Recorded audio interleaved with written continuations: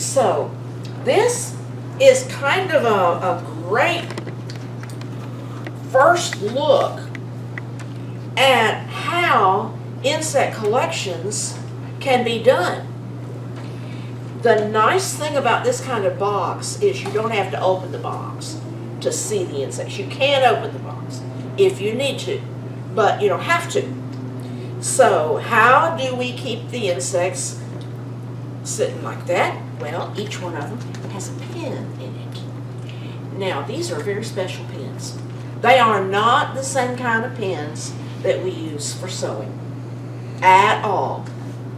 They're made of a much better material. They don't rust. They got a little bit of spring to them. They're long and they're super sharp.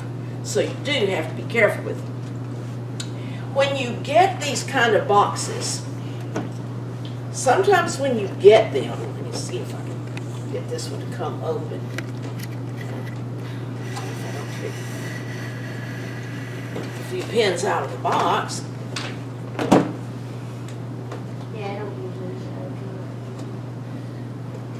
They come with something like cotton in them. That's very bad. You do not want to use the cotton in the box. Do you know why not? I know why, because Sam did on his collection, and there's no room to pin anything, so they just squish right into it. And then when you try to take them out, their little feet have tangled up in the cotton and they just make a mess of themselves. So I'm going to take that stuff out. And what you need in here is like foam board or cork or something that a pin will stick in and stay there. The cardboard itself is not enough. And you don't want the pin to go off all the way through anyway. So you're going to be putting a pin into the insect. And one of the things I'm going to have to criticize about this, there should be about 1/4 of an inch, which is about that much, of the pin sticking up. That's just enough for you to reach in and get a hold of, but not a whole lot. And it doesn't matter how big the bug is, you still want about 1/4 of an inch sticking up. And then there's be room underneath for labels. Some of the labels go on a little card underneath, so you pin through the bug, then you pin through the card, then you pin into your box. That way the label and the bug can't possibly get separated. Okay, where do you stick the pin? There's one kind of insect that's different from all the rest. So let me tell you about where you stick it on all insects except beetles. How many parts do you see to an insect's body? Do you know? How many? 3. You're right. What is the front part called? The head. The head. Don't stick the pin through the head. What's the rear end called? What? No, it's not. It's the abdomen. Don't stick the pin in the abdomen. What's the middle called? The exoskeleton. Oh, that's a good wrong answer. Because the whole outside of an insect is the exoskeleton. Their skeleton is on the outside. Our skeleton is down inside. So, what's the middle? The head and the abdomen. What's in the middle? It's called the thorax. Thorax. Yes, I knew that. Okay, that's where the pin goes, right in the middle of the thorax. Most of these are done perfectly. Well, I don't mean perfectly, Right. but perfectly in the right body part. Okay. I mean, he doesn't have any pins through the head. He doesn't have any pins through the abdomen. They're all in the, what is it? Thorax. Okay. Beetles are different because the way a beetle's wings are, they have 4 wings, but they only have 2 wings that are big and long and flapping when they fly. The front 2 wings, you know that movie Back to the Future? Y'all seen that? Mm-hmm. That car that the doors open up like that? Okay.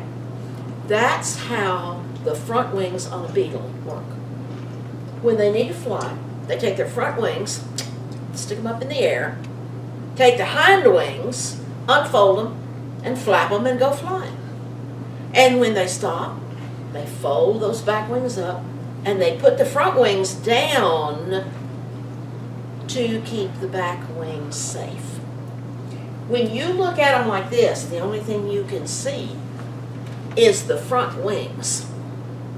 And they meet together in a straight line down the back. Now, it just so happens that some kinds of beetles, the real experts, people who are super duper experts, they sometimes have to look at the bottom side to be sure which kind they are. And they don't want a pin sticking out through a spot where they're going to have to look. So, a long time ago, the guys who figure out the rules on insect collection said, okay, for beetles, we want the pin stuck through the right side front wing. And I'm going to draw a picture on that chalkboard that will be easy to erase. Because I don't want to erase them. They're pretty sign that they got for tomorrow. Here's how it works with beetles. Okay, with beetle, got a head. Okay. That's why they don't have any green on their Strike 1. picture. All right. Here's a head. Okay. Just eyeballs. Okay. If this is a beetle,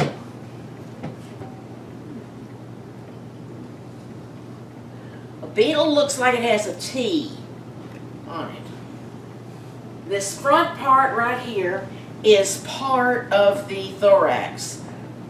But this and this are the wings, okay? And we want our pin sticking right there. On any other kind of insect, let's say we got a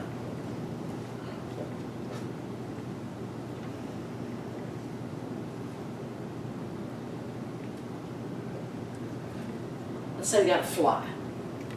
We're going to put that pin right there, okay? If that's a grasshopper or a wasp or any other kind of insect besides a beetle, we're going to stick that pin right there, okay?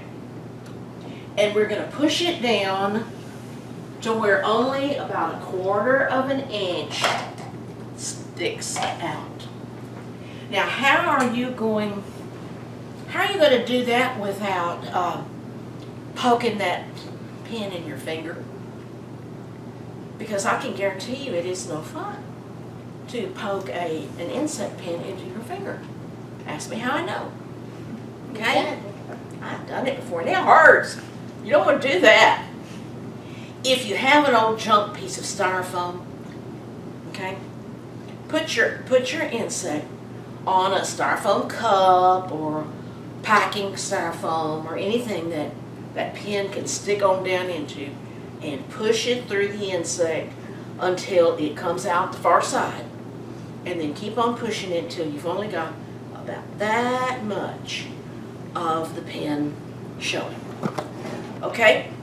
Now, looking at your collection, do you see that many of the pins need to stick farther in? Yes, ma'am. Now, before you try to push them in, okay, realize that you may break a few of them because all that juice inside the insect kind of glues it to the pin. So it's best to do this all when they're fresh, when they're new. That's the best time. Now, most insects, as soon as they come out of your killing jar, they're ready to pin. The exception to that is butterflies and moths and dragonflies and things like dragonflies. You want them to have their wings out, and that is hard work, and it's delicate. You have to be very gentle to move the wings to where they need to be. And I'll guarantee you, you will mess up a few when you're learning how, you'll mess up a few, but then you'll get good at it.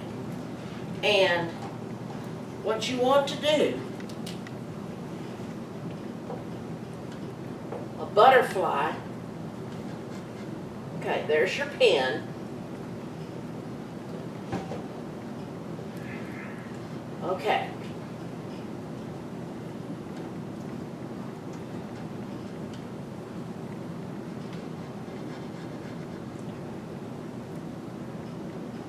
That's not a very beautiful butterfly.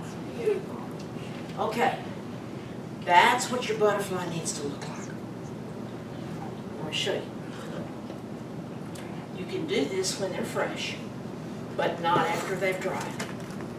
You can move them. And you see that straight line right there? That's what you're going for. Okay? Okay? Critique your work now. Look at your butterflies and moths. Did you get them up high enough? Not quite. Not quite. Most of them are real close, but not quite. So in the future, you want to aim for that. Okay? All right. I think it would be real good if we could look at all the insects that people brought and talk about what order they go into. Okay? So, we have a microscope, which is fun. And what we can do is we can look at an insect, see the